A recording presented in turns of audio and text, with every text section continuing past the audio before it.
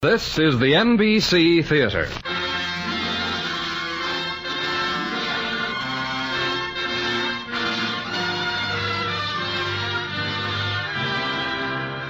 From the NBC Theater in Hollywood, we bring you an hour-length drama based on Stendhal's magnificent novel, The Red and the Black.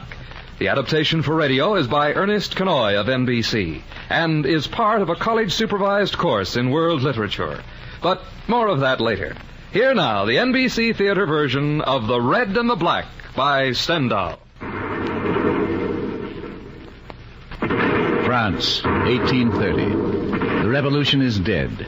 The Bourbon king is planted firmly on the throne. The red flag is trampled in the dust. Liberty, equality, fraternity are no more. All Europe slumbers under the heavy drug of monarchy, legitimacy, respectability. But a specter hangs over the chancelleries, the crowns, and the silk-stockinged courtiers. The specter of a dead man, his army scattered, his empire dissolved. And yet in the back streets of Paris, in the small towns of the French countryside, his name is whispered. Napoleon. Long live the Emperor Napoleon. Yes, that's what we shouted as the regiment charged. Long live the Emperor. Did you take the fort, Fouquet? We did, Julien. We went through those Prussians like a knife through cheese. That was the day I won my cross. May I see it again? Here under my coat. Yeah. Look at it, Julien. In the old days, it was the highest honor a Frenchman could receive. And now, I have to hide it under my coat. They say Durand, the barber, is in jail for subscribing to radical newspapers from Paris. Evil days, Julien. Take yourself. You're 19. In the Emperor's time, you could have been an officer and a Marshal of France by the time you were 30. You're a boy of ability. Oh, I'm a carpenter's son. That didn't matter then. All you had to have was brains. Nowadays, that counts against you. If only I'd lived then. It's the same all over France. There's no way for a talented man to get to the top.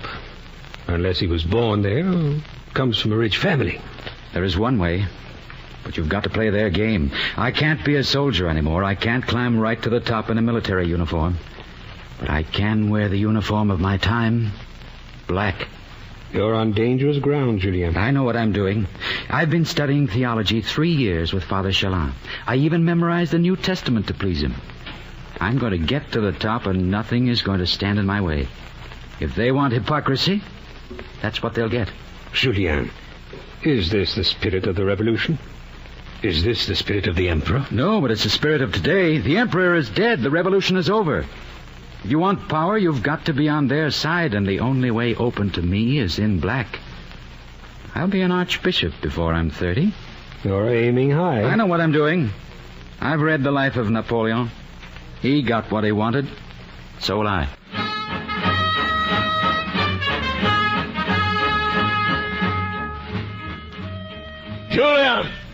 Julian, you lazy, lop-eared featherhead, where are you? Every time I want that boy, I have to chase across the whole village. Julian! I'm right here, Father. That's the way it is. Your brothers and I sweat at the sawmill, and you sit on your dead end like a gentleman. Doing what? Reading. Give me that book. No, it isn't mine. Give it here! Memoirs of Saint Helena. Huh? Another book about Napoleon. You want to get in trouble with the police? I'll fix that. Father, you can't. Shut up. Now, get your rubbish together and get over to the mayor's house. To Monsieur Renard, why? Why? Why? Because he's a bigger fool than I thought. He wants you to tutor his children. No one in town ever had a tutor before. Now get started. But he didn't ask me. I settled it. You get 400 francs a year and a black suit. He hired you because you're half a priest already. Am I going to be a servant? I won't eat with the stable boys. I won't. Oh? Listen, nobleman. You'll eat with the horses if I say so. But you won't have to. It's all settled. You'll teach Renald's brats Latin and stay out of trouble. Now collect your rubbish and get out.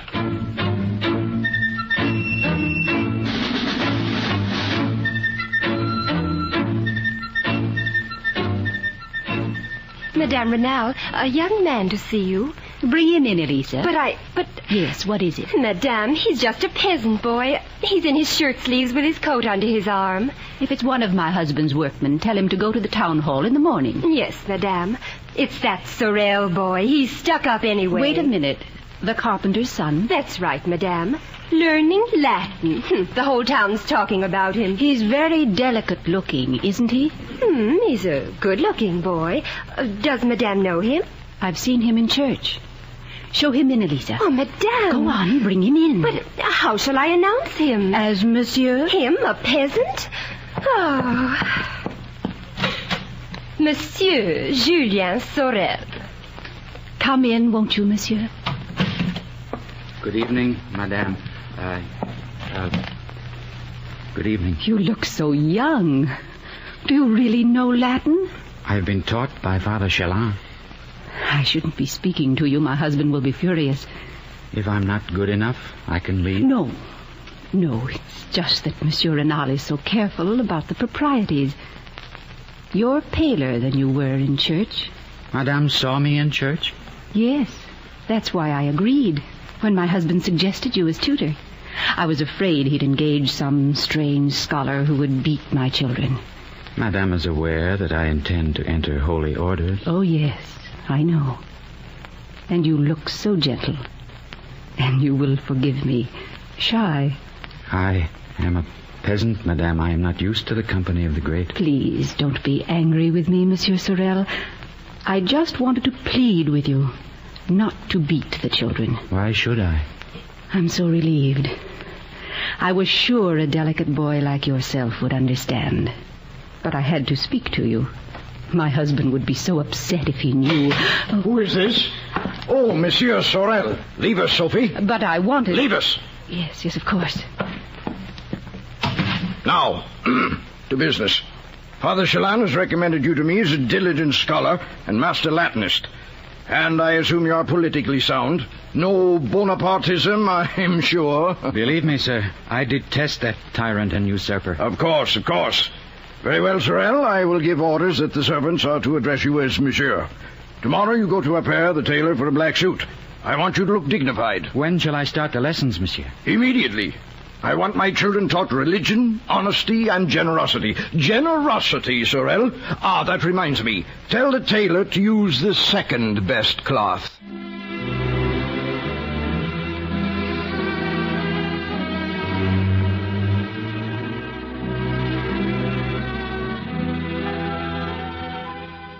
So, all day long, I keep my eyes cast down and I shudder at the name of Napoleon.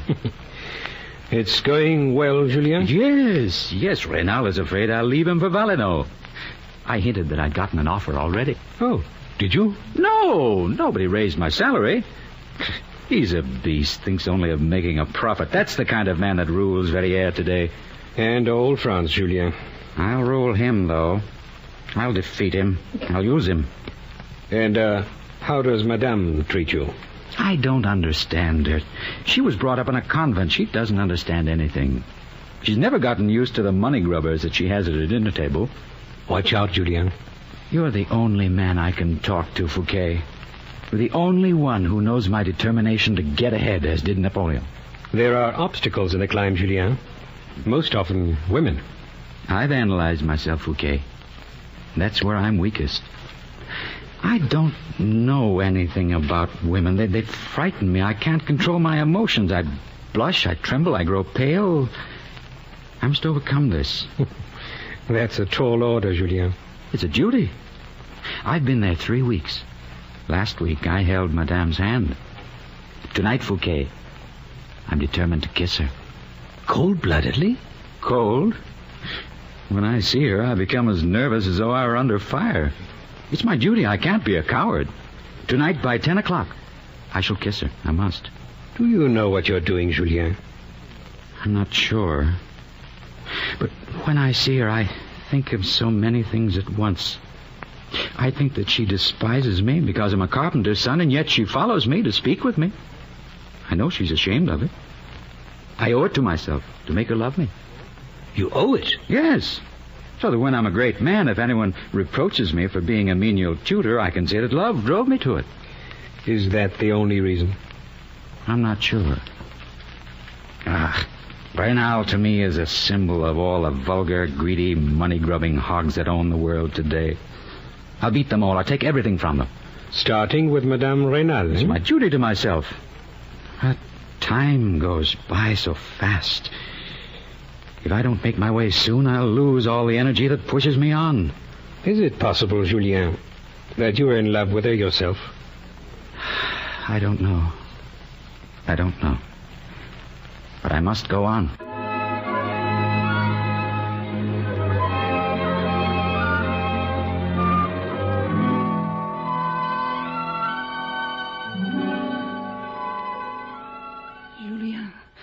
Julien, you should never have come here at this hour. I only do what I must. Julien, do you love me? You must tell me you love me, or... Oh, this is so wicked, so evil. If you wish, I can leave. No. Only I'm so frightened. I was afraid you were in love with another woman. Oh, I've been so miserable. I've never been in love with another woman. If you had, I think I should die. But it's such a great sin. What will happen to my children? Julien, I'll be punished. I know I will. Quiet. Someone will hear you. Oh, you've treated me so coldly. I couldn't stand it any longer. After all, madame, I'm only the tutor of your children. Don't say that, Julien, don't. Wait. What's that? I didn't hear anything. Somebody in the corridor. One of the servants. Julien, I'm so frightened. How will I go to confession? Madame, if you love me, you would not ask that question. I tried to forget. Julien, I'm so frightened. What will happen to us now?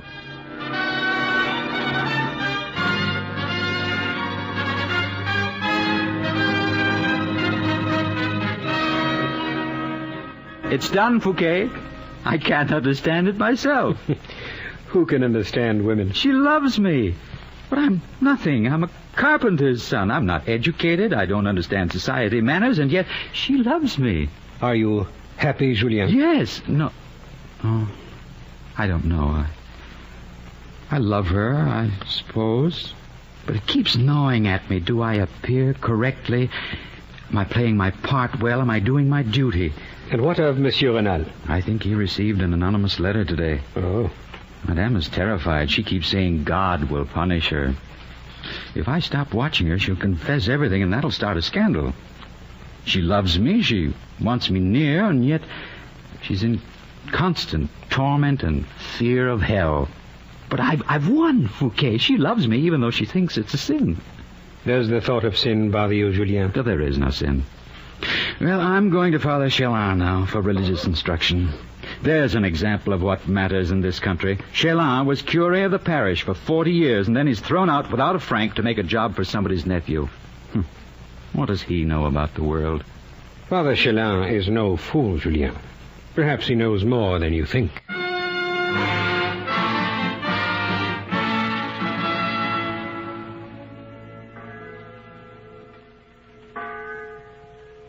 Julien, my son? Yes, Father Chelin. This is a very difficult meeting for me. When we last met, I questioned you on your vocation as a priest. My resolution is firm, Father, to devote my life to the service of God and the Church.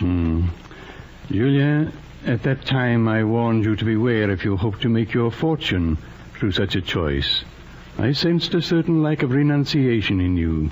I see it now.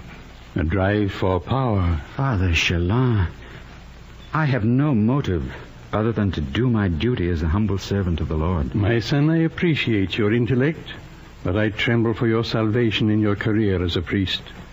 Nevertheless, I must insist you leave your master immediately and enter the seminary at Besançon, if this is still your choice. But, Father, my position I know here... more of your position than you think. Beware of endangering your immortal soul, Julien. I have seen to everything. You must leave and not come back to Verrières for a year.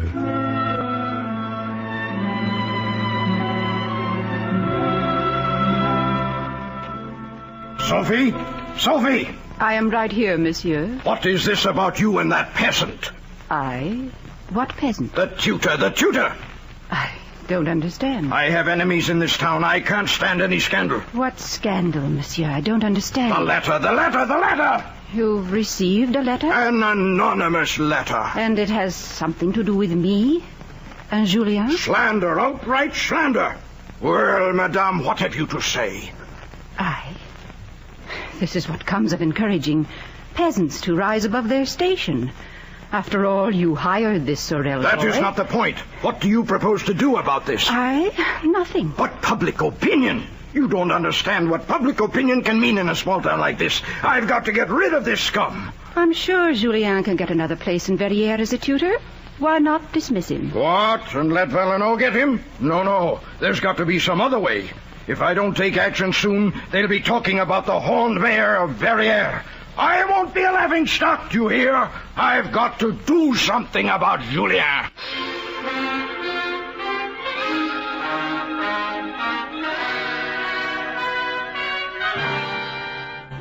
You would have loved me, my darling. I was so clever. But what did he say? He shouted at me and stormed, but I said my honor was being sullied and that you must go. That way you'll be able to stay here in Verrières and I will be able to see you. But I can't. I have to leave. Oh, no. Julien, you can't. I know I'm damned eternally for my sin, but I don't care when you're here. I love you, Julien. I must leave for the seminary at Besançon. No. I have no choice. My mission calls me. I must obey. No, Julien, no. I can't bear my sin without you. I shall be punished. So terribly punished. Without me here, everything can be as it was before. No. It can never be as it was. Julien, let me die in your arms. I can't live with a terrible guilt. Julien.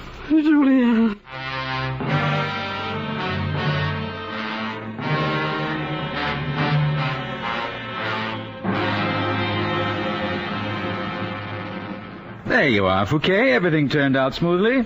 She'll be happier without me. She wanted Raynal to give me 600 francs my first year at the seminary. I won't take money from that swine. So you're off to the seminary? I'll leave for Besançon in the morning. I'll write you, Fouquet. Be careful, Julien. A seminary student is not the most free man in France. No, don't worry. I'll find a way to smuggle a letter out. Oh, if only I were going to Besançon to join a regiment as an officer. If only I could fight my way upward on a battlefield instead of by lies and hypocrisy. But I'll do it the way I must. I'm on my way up, Fouquet, up to the top of the ladder. And the next rung is Besançon.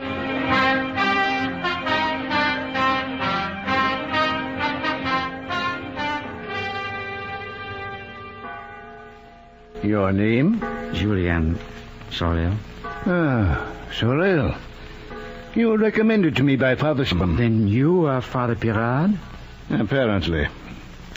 Father Chelan's letter is short. I recommend to you Julien Sorel of this parish. He lacks neither memory or intelligence, and he has some faculty for reflection. Will he persevere in his calling? Is he sincere? Sincere. Well, I have here 321 aspirants for the most holy state. Do you speak Latin? Ita pater optimi. We'll see. I understand you are well versed in scripture.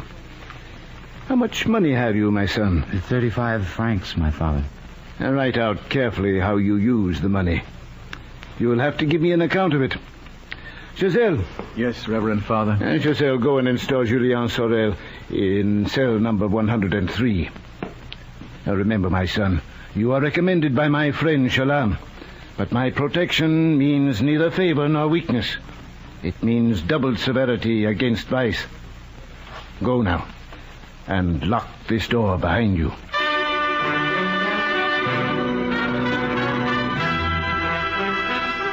My dear friend Fouquet, I smuggled this letter out through a peasant who supplies firewood.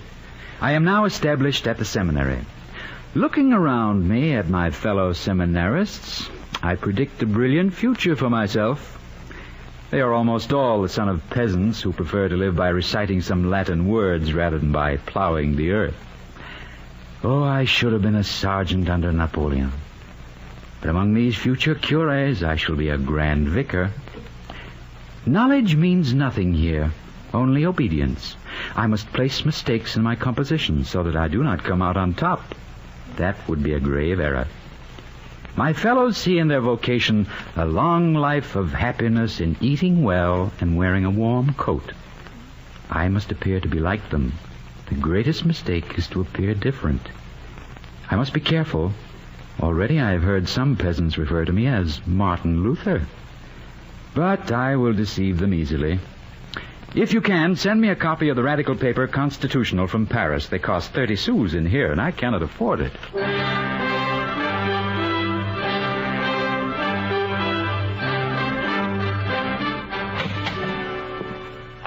You sent for me, Father Perrin. I have just received the examination list, Julien. Yes, Father. You are listed 198th. Have you any explanation? Yes, Father. I answered all the examiner's questions on Saint Jerome, the early church fathers. The examiner went on to ask me questions about Horace, Virgil, and other ancient authors. When I answered correctly, he reproached me for wasting time on such works and suggested they had given me criminal ideas. I see. Julien, I have enemies in the seminary and in the diocese, and I fear you have been made the victim. I am overjoyed that I should be deemed worthy to be attacked for your sake, Reverend Father. There's something about you, Julien.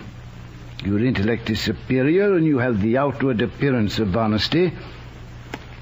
I want to protect you when I am gone. Gone, Father? Yes. My enemies within the seminary and without have finally triumphed. After 15 years, I'm leaving. I will appoint you tutor in New Testament before I go. This position will protect you. I am unworthy, Father. Perhaps. Julien, do you know where the bishop's palace is? Yes, Father. Take this letter to my lord. It is my resignation. I'm sending you into the midst of wolves. Be all eyes and ears. Remember that the man questioning you will possibly experience a real joy in being able to hurt you for hatred of me. Go now, and God be with you.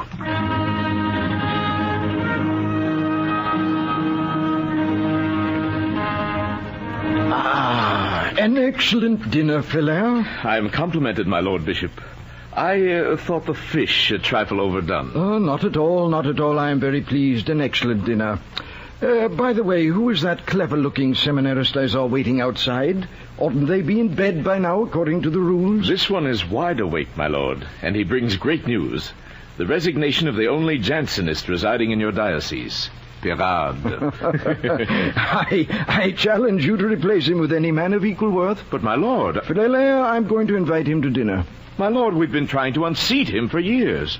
Now, about his successor... Before we install another, suppose we find out something about the circumstances under which the present one is going. Bring in the student. Truth is often found in the mouth of babes. But, my lord Bishop, is it wise... Frelin? Yes. Yes, my lord. You, boy. Yes, Father. Come inside. His lordship wishes to speak with you. Yes, Father. My deepest reverence, my lord. You may rise, boy. Perhaps I will start by questioning you on your studies. Are you prepared? Always to show my duty and obedience, my lord. A smooth tongue, eh, Frelin? Well, let us begin with our little examination.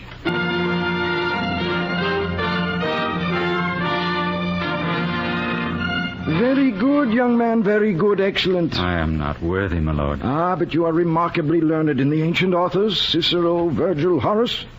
You could not have studied better. My lord, your seminary can offer you 197 much less unworthy of your high esteem. 197? I don't believe it. How is that? I can support that by official proof, my lord. I received the number 198 at the annual examination by giving accurate answers to the very questions which my lord has just asked me. What is this? My respected examiner instructed me that I was wasting time and gaining criminal ideas by reading the very authors that you have mentioned. Is that so?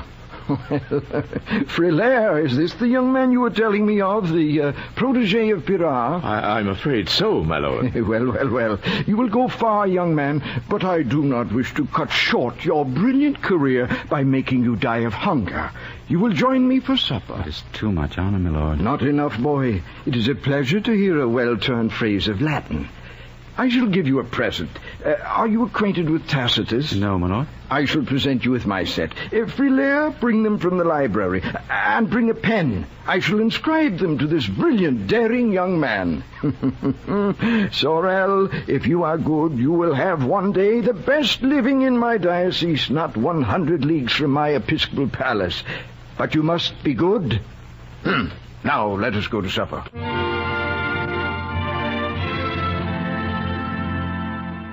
My dear Fouquet, I have triumphed over my enemies. My lord the bishop has given me a set of Tacitus with his name inscribed on a flyleaf, and before the day was over, the news had spread through the seminary. The peasants crowd around me and congratulate me on the honor of having spent 2 hours with the bishop. The instructors seek me out. The bishop has invited Father Pirard to dinner, and so everybody says he's back in favor. I know Pirard is the protege of the Marquis de la Mole, the great nobleman of Paris. Oh, how they disgust me. The petty squabbles and pride, the money-grubbing, the boot-licking. But that is how you get on in the world. Although I believe in my heart that Pirard is honest. Oh, how I long for the days of Napoleon, when I could rise through courage and daring. Instead, I must practice cunning and duplicity. But I shall be a master of these arts. Your friend, Julien.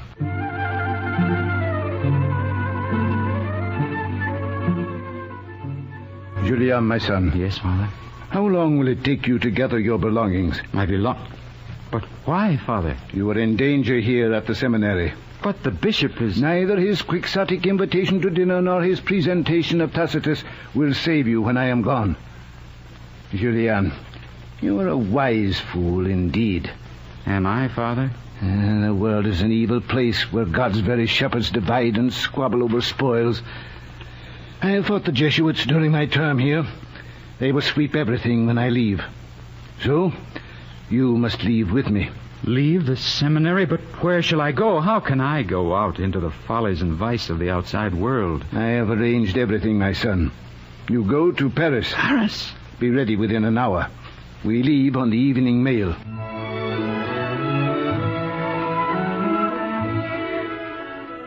My dear friend Fouquet, a short note. I leave in 20 minutes for Paris. Paris, the center of intrigue and hypocrisy, where the great of the church and the state play their parts in the struggle for power. I shall be in their midst. This is my chance to prove that I can rise as fast as any man in the emperor's time. My weapons will be flattery and hypocrisy. And with them, I will conquer all Paris.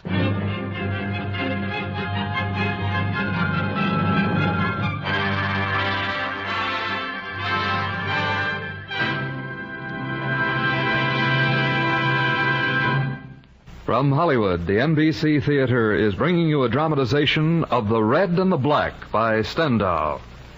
This is NBC, the national broadcasting company.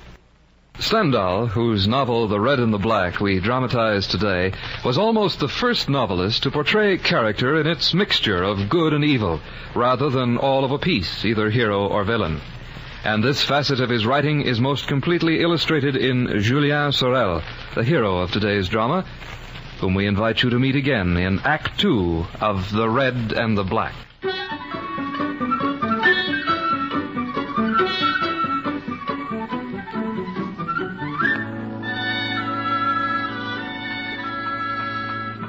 It's so big, Father. I've never seen so many people. And none you ever seen have been the like of these Parisians.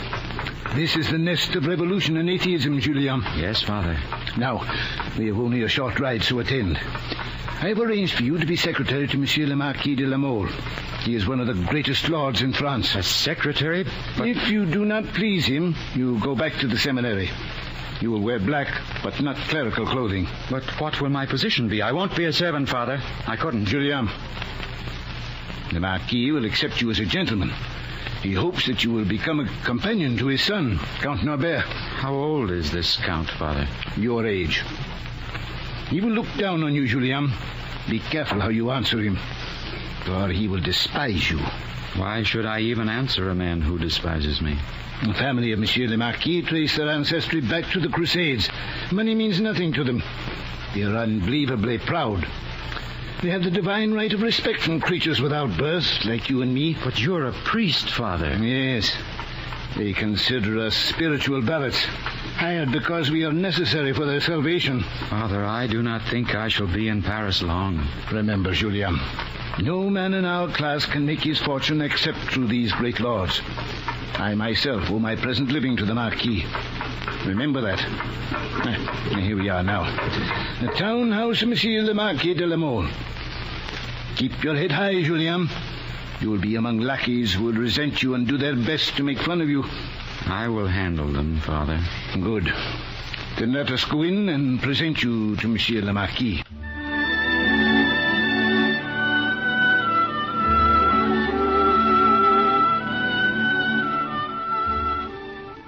So, this is your little student, Pirard? Yes, my lord. Uh-huh.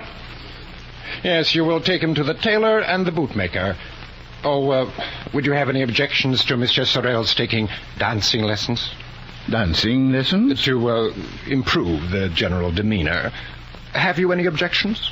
No. Julien is not yet a priest. Good.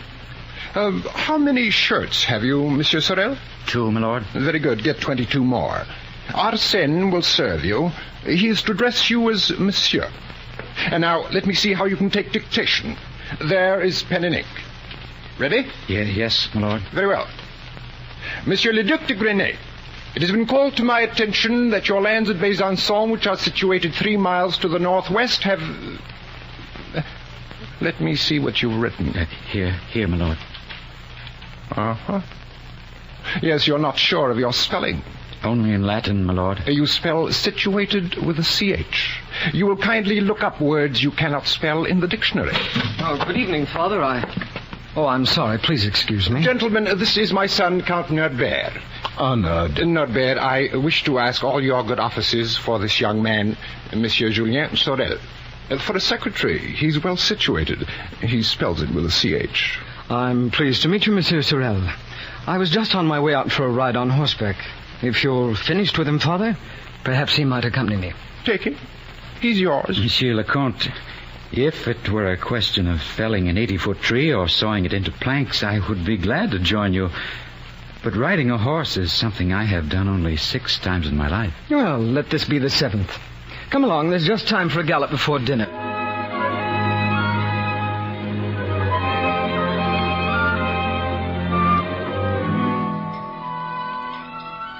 Allow me to present my sister, Monsieur Sorel, Mademoiselle Mathilde. A pleasure, Monsieur Sorel. Well, and how was the ride? Is my secretary any better on a horse than with spelling? It was a pleasant afternoon, Father. Monsieur Sorel did as well as could be expected. Count Norbert is too kind to me, sir. He let me have the quietest and prettiest horse, but after all, he could not tie me onto it. And for lack of that precaution, I rolled off into the mud at the Place Louis-Sixième. How dashing, Monsieur Sorel. Do give us the details. Now, Mathilde, be charitable. Monsieur Sorel has done well to tell us about it so frankly. It does him credit. I agree, sister. If Julien would agree to go to riding school to assure the safety of life and limb, I would like nothing better than to ride with him. I'm sorry, Monsieur Sorel, but falling in the mud, it's so ridiculous.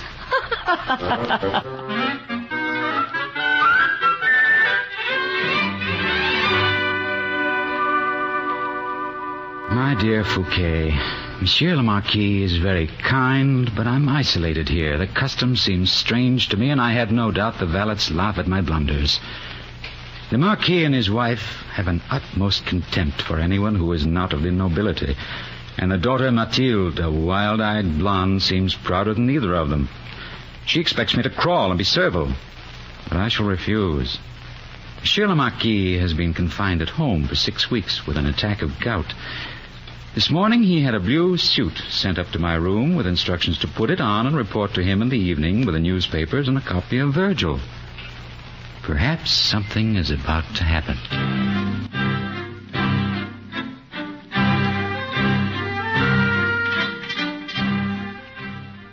Julien, I have a favor to ask of you. Yes, my lord. I want you to go to the opera every evening at 7:30 and watch all the people in society coming out into the vestibule.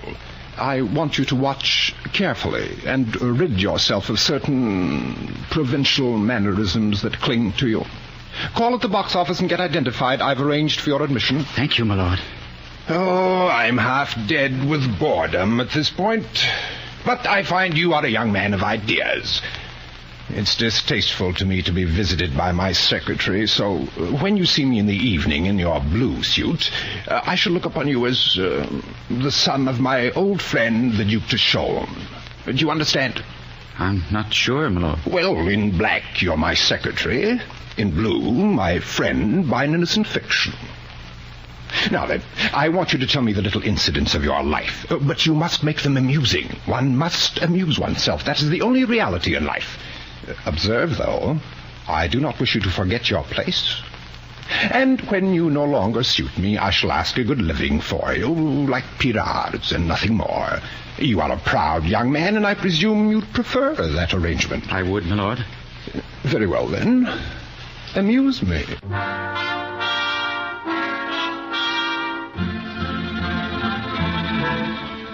My friend Fouquet, life goes on. In the morning, the secretary in the black suit. In the evening, in blue. I am disturbed over one thing. Mademoiselle de la Mole. I cannot make up my mind whether she's making fun of me or not. Today, she asked me to come to a ball with her brother. How she despises me. She exaggerates all fashions. She has a queer way of bowing and looking at you. Her dress falls down almost to her shoulders and is extremely low cut. She has a sharp tongue and punishes those who displease her with her wit. I will continue my letter later. Now I shall go to the ball and see.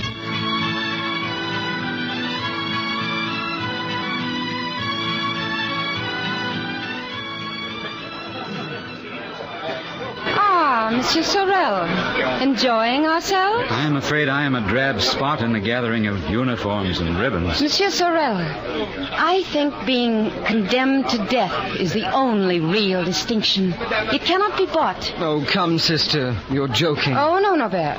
A title can be bought. A cross means nothing. You just got one yourself merely for being son to a king's minister. You can win a great fortune merely by marrying Monsieur Rothschild's daughter.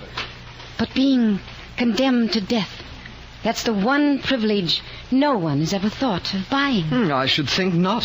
Why would anyone want to be executed in this day and age? There are no longer any real passions in the 19th century. That's why one is so easily bored in France. People commit acts of the greatest cruelty, but without any feeling of cruelty. When one does commit a crime, one should at least take pleasure in committing it. Exactly, Monsieur Sorel. You will excuse me now. I must take some punch and dance a lot. I shall see you later, Norbert. An excellent ball, eh, Sorel? It is my first, monsieur. I have no way of judging. And Mathilde is the prettiest one here. See how her black dress stands out against the colors. May I ask, monsieur, is there any particular significance to her dress? Is she in mourning? Oh, it's the 30th of April. I don't understand. We had an ancestor who was beheaded on the 30th of April in 1574. His name was Boniface de la Mole, and he was the lover of Queen Marguerite de Valois. He tried to rescue her from prison, and Mathilde wears mourning for him every year. I think she's in love with his memory. I believe she lives about 100 years to the rear. Well, I've made an epigram. I shall have to save it and use it again.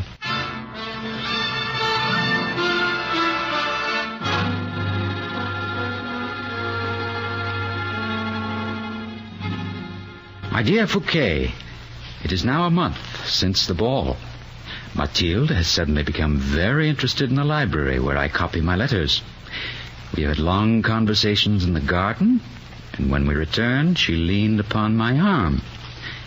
She listens to me gently now, she who is haughty in the salons, Must not allow myself to be insulted by her. It would end everything. It would be humorous if she loved me. I am either mad or she's making advances to me. But somehow I still feel that girl is making fun of me. She's only 19 and she is pretty. If I could only hear her thoughts, I must know if she loves me. If I could only see behind those cold... Julien, for an hour. And I can't remember a word of the conversation. I must be in love. Where else can a young, witty, beautiful girl of my own age find sensations if not in love? But it must be a deep love, just like in the romantic novels. There's a grandeur and audacity in daring to love a man so far beneath me in social position. I suppose I should love someone of our own class, but what good is a love that makes me yawn? But for Julien, it is a love of Marguerite de Valois for my ancestor. At any rate, it will be amusing to indulge in a grand passion.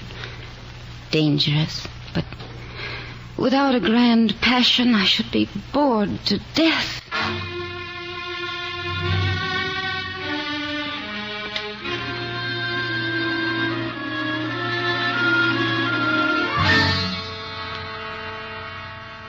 My dear Fouquet, I send you, hidden in the cover of a Protestant Bible, a letter from Mathilde. It is a simple letter, a declaration of love. This makes me equal to all of those uniformed dandies I hate. But I must protect myself. This letter she has sent me may be a plot to humiliate me. I must make sure that the original is not taken from me, so I sent it on to you. She wants me to come to visit her by moonlight. I can only conclude it is a plot. Think of climbing up a 25-foot ladder in the moonlight. But if I don't, she will think me a coward. If it's a trap, they'll be waiting for me with loaded pistols. They'll shoot first and then ask questions. Well, Julien, your honor is at stake. Your duty is clear. I go now to procure a ladder.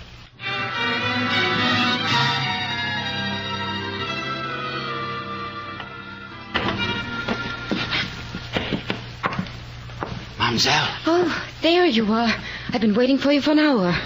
Well, what is that in your coat pocket? A pistol. Oh? I've got to get that ladder away. Someone will see it. I have a rope here. You can tie it to the top rung and lower the ladder. Oh.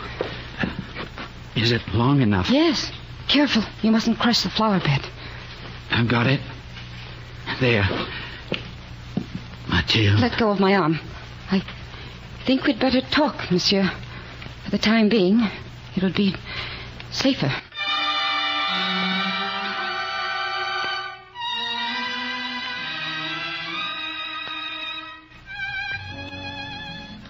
Mademoiselle Mathilde. Mademoiselle. Is it necessary for you to follow me into the garden, Monsieur Sorel? Is it not possible that I wish to be alone? I wish to speak to you. For 3 days now, you have avoided me. Do you think you have acquired some strong rights over me? Do you think because of a momentary indiscretion I have given myself a master? I realize, mademoiselle, that you are my superior. If you wish, I will never address you again. Perhaps that would be best. So you love me no more? I am horrified at having loved the first man who came along. First man? Mademoiselle, were this another time, I would take the risk of killing you. I take my leave. Good day. Julien, forgive me. I am listening, mademoiselle. You must understand. I cannot bear the thought of anyone commanding me, having rights over me. But I don't care anymore. Love me. Despise me, but love me. You know how proud I am. I, too, have pride. Julien, I hate you, and yet I love you. If Mademoiselle de la Mole will give me time to reflect upon this, I will see you in the evening. Julien, wait. Come back. I love you.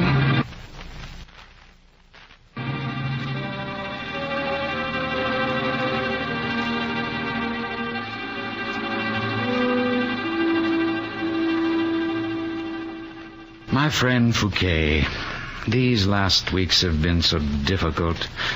Mathilde throws herself at me one day and is proud and haughty the next. Once I found myself telling her the truth of my love for her, but I soon recovered. To appear soft and loving would ruin everything for me. She would despise me, so I must never speak frankly to her. Now she has sent me a note through a grinning footman to meet her in the library. It's the toss of a coin whether she loves me or hates me at this moment.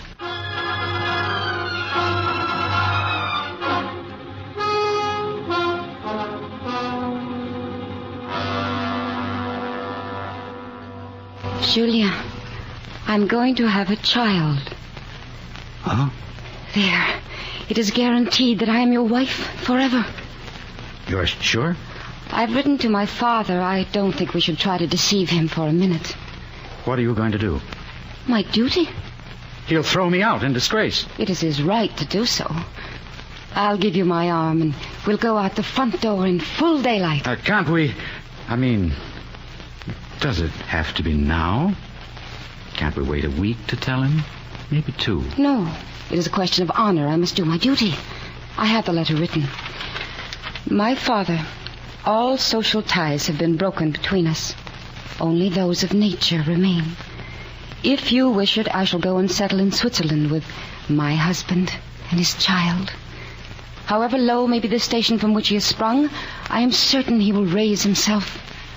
My Julien would attain a high position even under the present regime if he had 1 million and my father's protection. Are you sure you can't wait a week at least? Julien, I have already sent him the letter. This is a copy.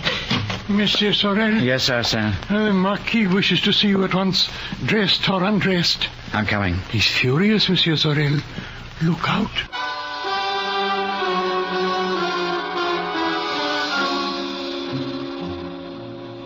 Ungrateful scum, slime, refuse from a village dump heap. Well, what have you to say?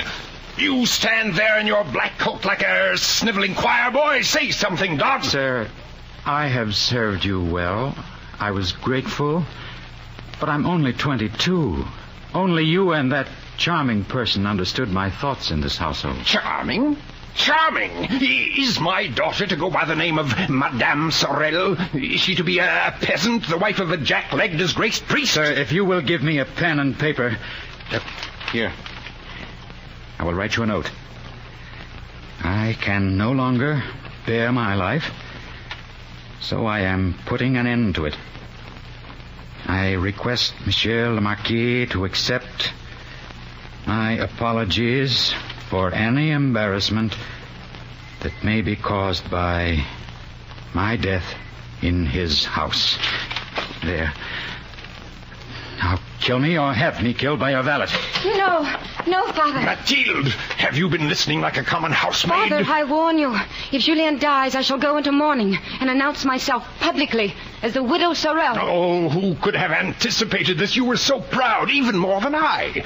A girl whose hand has been asked for by the cream of the nobility of France. Now get him out of my sight, out, or I shall kill him.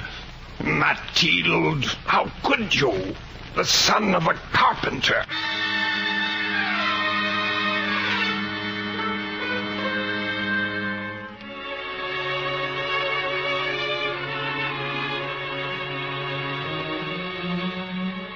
My dear Fouquet, from the depths of despair, I am now raised to the heights.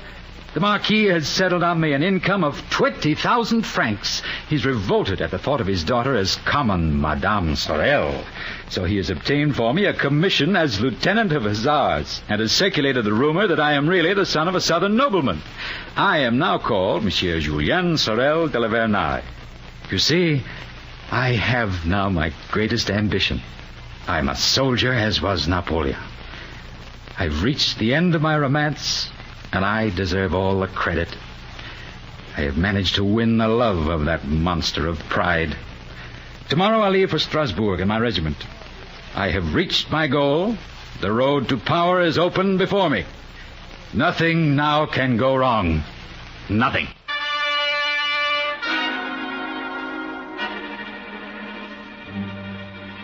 Sorel, I forgive you everything except trying to seduce my daughter because she's rich. Father. I've learned the truth. Read this letter I've received. A letter? From the wife of the mayor of Verrières, Madame de Renal. Read it and see what a vile monster this man is. I won't. Read it. My duties to the sacred cause of religion and morality oblige me to write you the truth as it has been revealed to me about Julien Sorel. Poor and greedy though the man is, it is by the aid of the most consummate hypocrisy and by seducing a weak and unhappy woman that he's endeavored to make a career for himself and has become someone in the world. I believe Monsieur Julien has no religious principles. I believe that it is one of his schemes to obtain power in a household by seducing the woman with the greatest influence. Thus, he may do what he likes with the master. Julien. I cannot blame Monsieur le Marquis. After this letter, what father would give his daughter to such a man? Julien, where are you going? To avenge myself. Goodbye.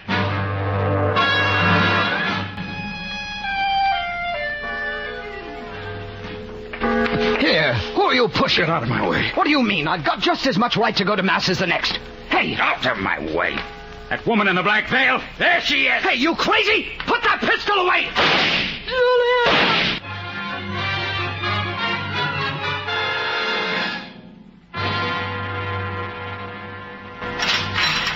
There he is, Monsieur Fouquet. He won't talk to anybody. Thank you, jailer. Julien. It's all over, Fouquet. Guillotine inside of 2 weeks. Julien, why? I told the magistrate I shot her. I bought the pistols. Article 1342 of the Penal Code is clear. I deserve death, and I expect it. I have squared my accounts with humanity. Well, Fouquet, what are they saying in Verrières? You'll be glad to hear Madame Renal will recover. She isn't dead? You mean she isn't dead? A superficial wound. You know, I'm glad. Strange. I thought she had destroyed my happiness forever with that letter. Now if I could only kill myself. Julien. Oh, I'll live as long as they let me. 6 weeks, 5, maybe. Napoleon went on living. A young lady has arrived in Verrières, Julien. She goes under the name of Madame Michelet, but I'm sure it is Mademoiselle de la Mole. I will not see her, Fouquet. As far as she is concerned, I am dead. Now, I wish you would leave me. I must concentrate on finding the courage to go to the guillotine.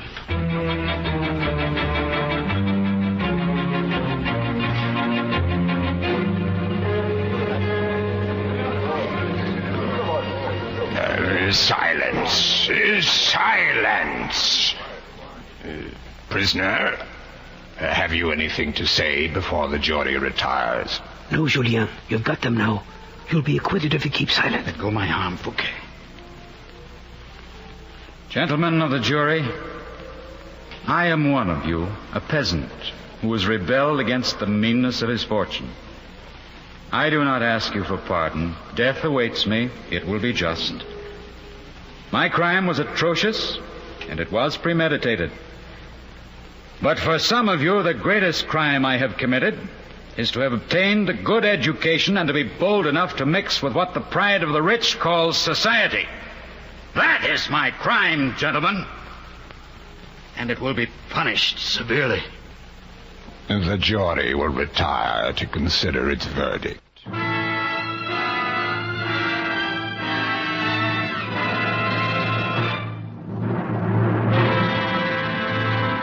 The verdict of the jury has been handed me. They find Julien Sorel guilty of murder with premeditation. I therefore sentence him to death by guillotine within the month.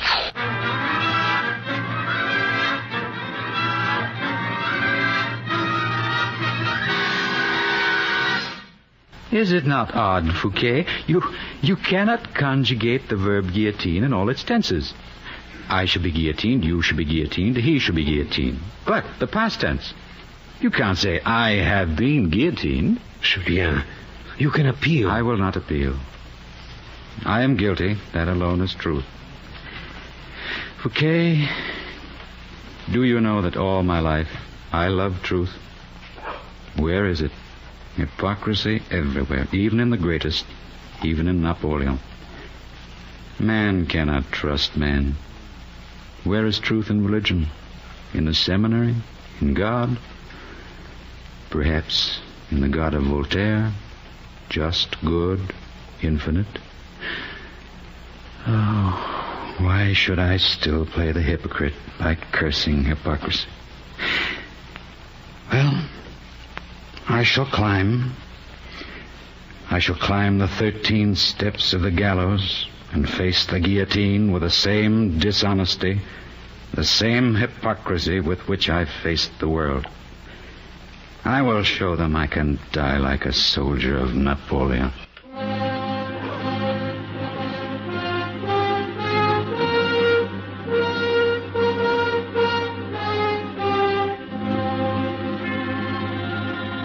It was a clear, sunny day, and the vendors of cakes and oranges did a brisk business. The bourgeois of Verrières paid well for windows facing the square, where the towering scaffold of the guillotine stood in the sunlight. The governor of the prison had his best carved armchair set out in front of the steps, and the Abbé Maslon and Monsieur Chauzin, the banker, shared the expense of a pavilion to shield them from the sun. And after it was over, they all went home and had a heavy dinner with the best local wine at 3 francs a bottle, and enjoyed themselves immensely.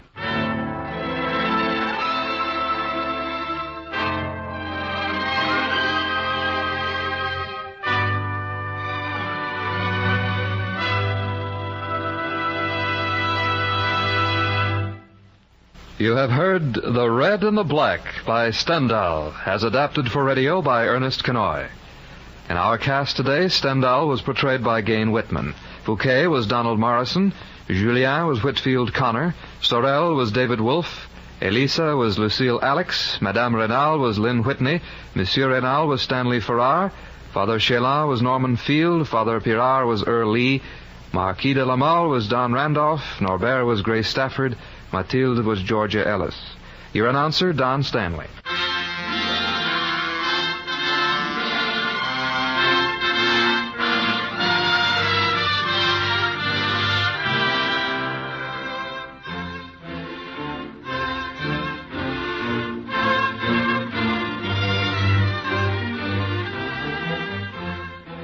The next presentation of the NBC Theater will be heard a week from Sunday night.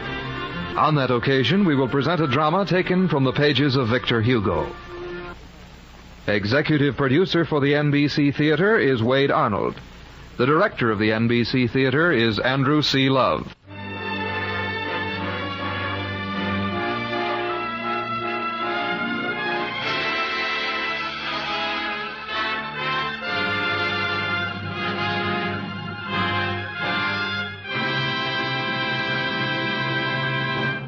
This program came to you from Hollywood.